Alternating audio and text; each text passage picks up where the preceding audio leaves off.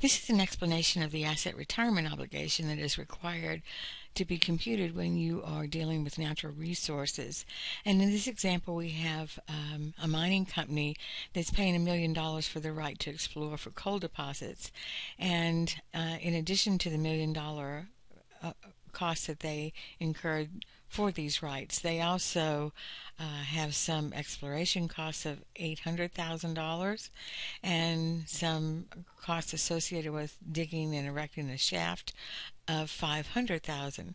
The million, the $800,000, and the $500,000 are all valid part of the cost of this mine operation.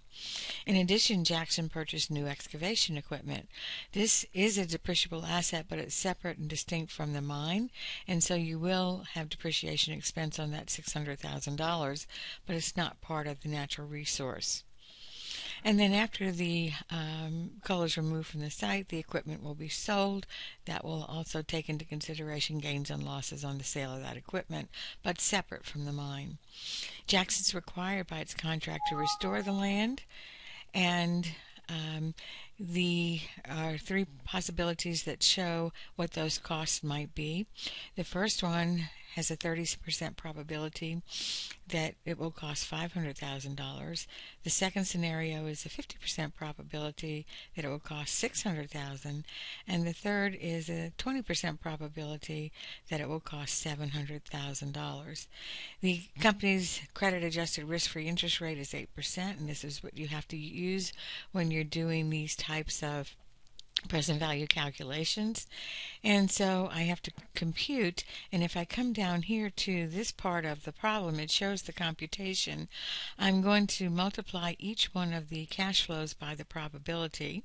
For instance, the $500,000 is multiplied by 30%, the $600,000 by 50, and the $700 by 20, and I get a total cost based on probability. This is a weighted cost of $590,000.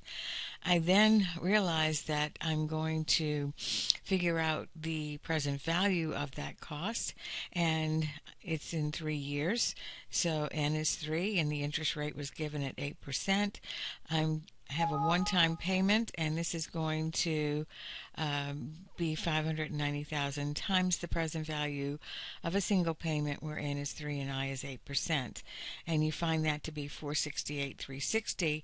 I add that to the value of the land, and my total cost of the land, or the coal in this case, is $2,768,360.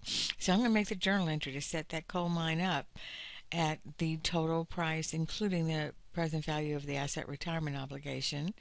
I paid $2.3 million, and my asset retirement liability is the $468,360.